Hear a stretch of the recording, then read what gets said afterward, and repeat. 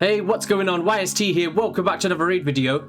Today we're going to go over the new fusion and the new champions added to the game. I feel like fusions are just coming around way too often now. Is it just me? It's like every other day we've got a fusion. But away from that, let's just go over how many points that you're going to need to be able to do this fusion and have a dive into the new champions and see which ones you may want to go for. So, let's get into it.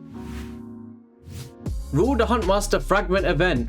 Well, hey, we're back for another fusion. Have a look at this, guys. I've got my Yoshi from the previous fusion and I've managed to pull a second one in that time, and I've still not even maxed out one yet. I just feel like I'm constantly grinding fusions and I'm not getting a lot of time to have fun with them. Brogni, yes, I built him out straight away because I wanted to throw him into a clan boss team. But apart from that, I am grinding the fusions, but I'm not having a lot of fun doing them this consistent. Is it just me? Am I complaining? Maybe a little bit. Let me know, are you guys going for it? Are you not? I was hoping that a few epics will be able to be thrown into the mix here, because I was planning on just going for some epics this time, but I might be going for this guy. I always end up doing it anyway. So let's see the requirements that you need for this fusion.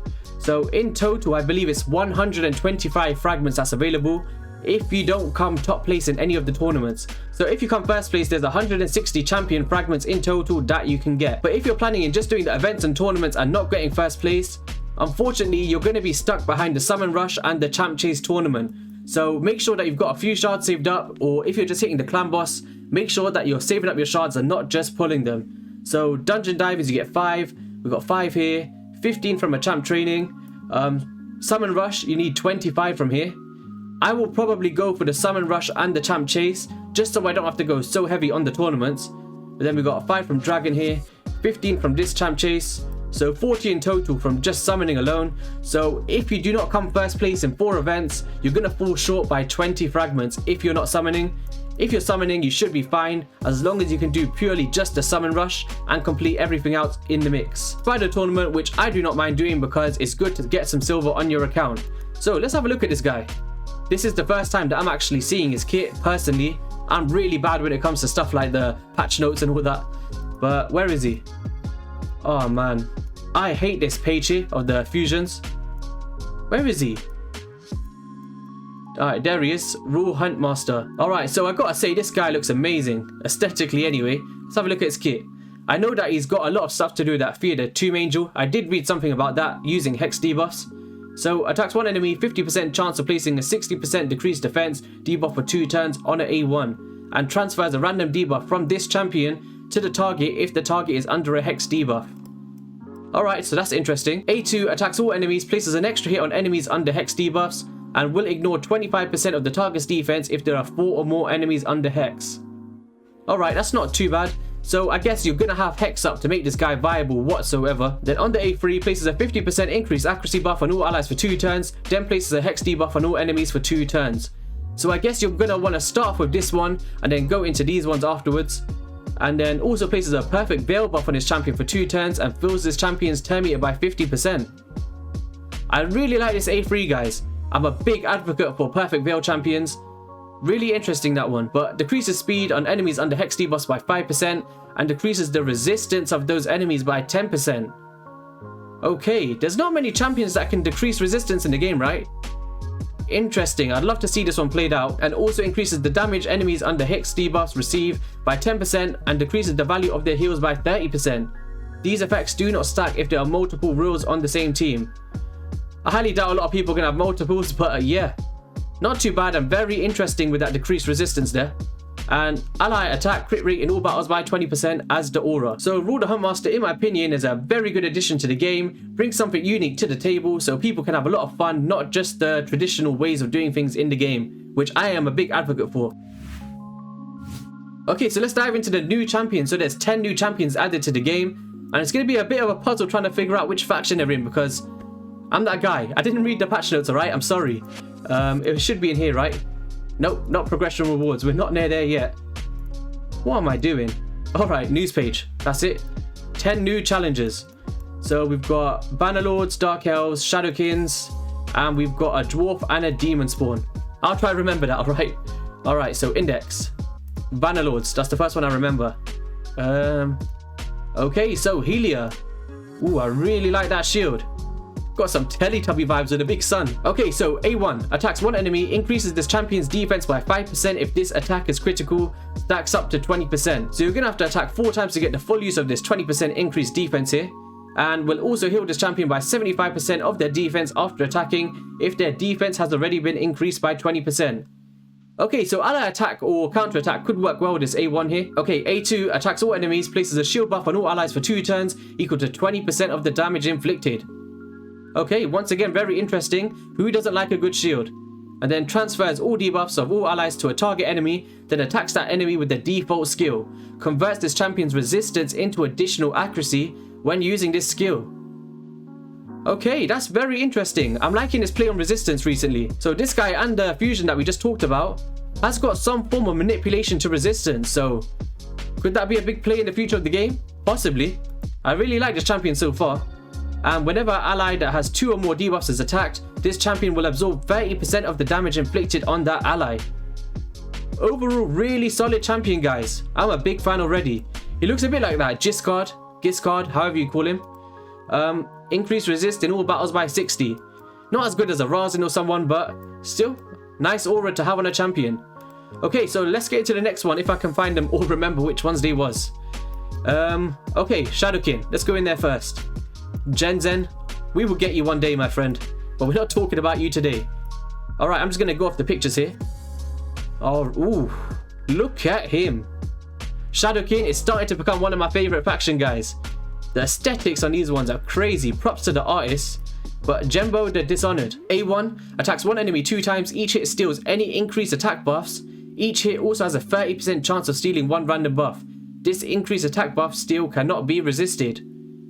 Okay, so a lot of scenarios where this could come in handy. Then attacks all enemies, has an 80% chance of decreasing the duration of all buffs by 1 turn. This effect cannot be resisted on critical hits. So 100% crit rate for this, and a pretty good ability, not too bad at all. And then on the A3, places a 30% increased crit rate and a 30% increased crit damage buff on this champion for 3 turns, then grants an extra turn. Very similar to like a Farrakhan the Fat, but he's a bit selfish with it because he only puts it on himself. But he does grant an extra turn, which is interesting. And then immune to decreased attack debuffs, will ignore unkillable buffs when attacking under increased attack. So as it says on the paper, you're going to want to have increased attack on this champion so he can get the full use of ignoring unkillable. I'm really enjoying looking at these new abilities because it brings some new light to the game. And the aura, increased speed in all battles by 20%.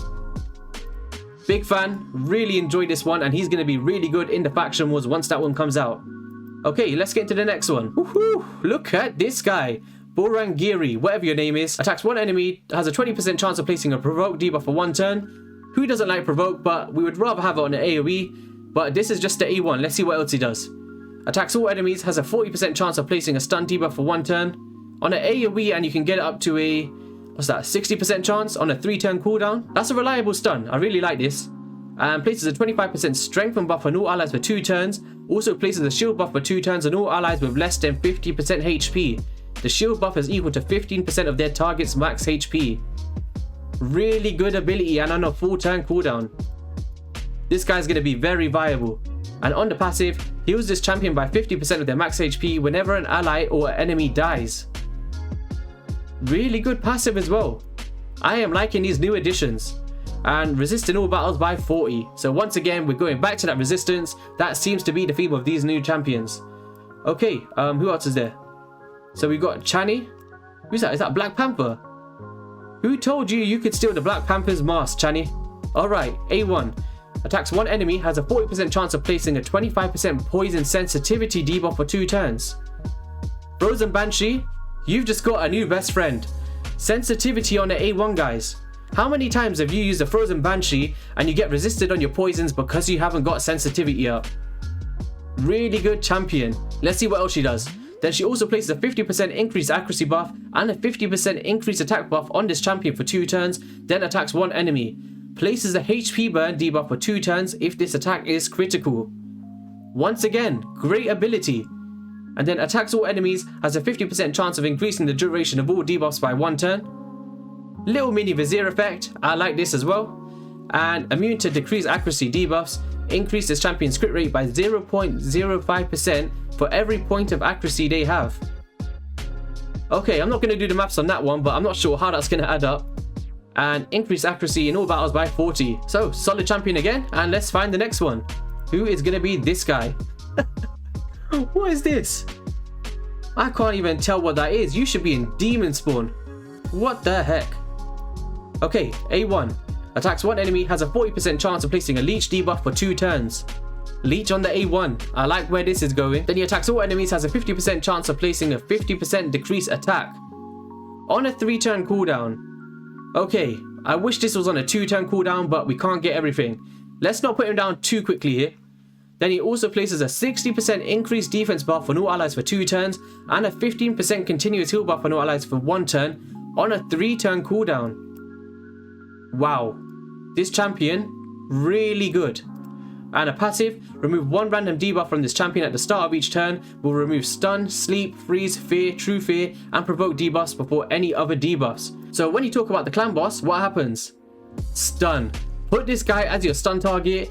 He's going to be absolutely fine without a cleanser because he's going to remove that at the start of each turn because he will prioritize the stun. Amazing champion. Leech A1, decrease attack A2, increase defense and continuous heal on the A3, remove stun on the passive, and he's got an increased defense in all battles aura. I'm going to have a lot of fun with this one. Look out for that video. If I can ever pull him, that is. I will pull a couple shards. Not really supposed to, but I'll get through a couple ancients straight after looking at these champions. Okay. What is this, man? Alright, this guy's a rare. Attacks one enemy, 20% chance of placing sleep. Death Knight, you got a new friend. On the A2, attacks one enemy, 50% chance of placing block buffs. Also fills the champion turn meter by 15%. And fills the turn meter of an ally with the highest turn meter by 15%. Okay, I like that skill there actually. And fills the turn meters of all allies by 15% and places a 25% increased attack buff on all allies for 2 turns. Okay, not too bad for a rare champion. Anyone else here? Look at this guy, Marauder. He stole that weapon from his friend. Who's the other guy? Look, they got the same weapon. Give it back to him. Oh no, I'm clicking on all sorts now. Alright, attacks one enemy, 15% chance of placing a stun. And then on the A3 has a 50% chance of placing a revoke debuff for 1 turn. Is this a passive skill or what? Am I being silly here? It's the A3, right? I don't know, I might be being a bit silly. But also places a shield buff on his champion for 2 turns, equals 20% of this max HP. Also has a 15% reflect damage buff on all allies except this champion for 2 turns. Really solid rare, I like him. HP in all battles by 15%. Okay, I like that one. Alright, this is where it's going to get a bit tricky. I can't remember. Dwarfs, I'm pretty sure there's a dwarf. Okay, look at you. Look at that.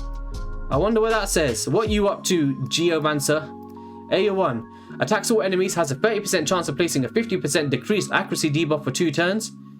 Alright, that's a really nice A1. We always like AoE on an A1. It could come in handy a lot. Then he removes all buffs from a target enemy, then attacks them. Steals all buffs instead if the target is under HP burn debuff placed by this champion. So I'm guessing the A3 is going to be a HP burn. And then reduces the cooldown of Quicksand Grasp by 2 turns if the target is killed by this skill while under HP burn debuff placed by this champion. Okay, let's have a look at this one then. Fully depletes the target's turn meter, fills this champion's turn meter by the amount of the target loses. See, I was thinking spider, but you can't even fully deplete the spider anymore. So that's why they're saying by the amount the target loses. Sneaky. And a 75% chance, 100% once booked, of placing a HP burn and a 25% weaken debuff on the target for 3 turns. I really like this because when you think about Coldheart in the new dungeons, she can't fully deplete turn meters anyway, so you can kind of sub in this guy now and get the full use of a weaken and a HP burn. Really nice, I like this guy. Then on his passive, decreases the damage all allies receive by 15% and deflects that damage onto each enemy under a HP burn debuff placed by this champion. Whenever this champion is attacked, deflects 30% of the damage instead. Really good passive, I like this. And an aura, hopefully it's a good one. 25% in all battles. Okay, once again, Polarium, you're doing a good job with these new champions. I'm a fan. Okay, back to the search. Who else was there? Dark Elves, I believe? Was there one here? Alright, no, that's the fusion. Was there any epics? Okay. Alright, I don't want to go back to that news page. Demon Spawn. Alright, here we go. Stag Knight? Who's this? Is this your new cousin? That is a rip-off of a Stag Knight. Look at him though. I like that. Got a bit of a Boba Fett vibe going on there. Garlas Helmore, what can you do for us? Attacks one enemy 2 times. Each hit fills this turn meter by 10% if the target is under decreased defense, HP burn, or decreased accuracy. Decreased accuracy is a big thing in this game now, and increased accuracy, so a lot of champions can kind of fill this role for this champion if he doesn't do it for himself. And then attacks all enemies, 75% chance of placing a 60% decreased defense debuff for 2 turns. Sagnite, your cousin, can do decreased attack in the same ability, so not too impressive, but it's still nice to have an AoE decreased defense on a champion. And then attacks one enemy, has a 75% chance of placing a HP burn debuff and a 15% decreased accuracy for 3 turns, and fills this champion turn meter by 20% if the attack is critical.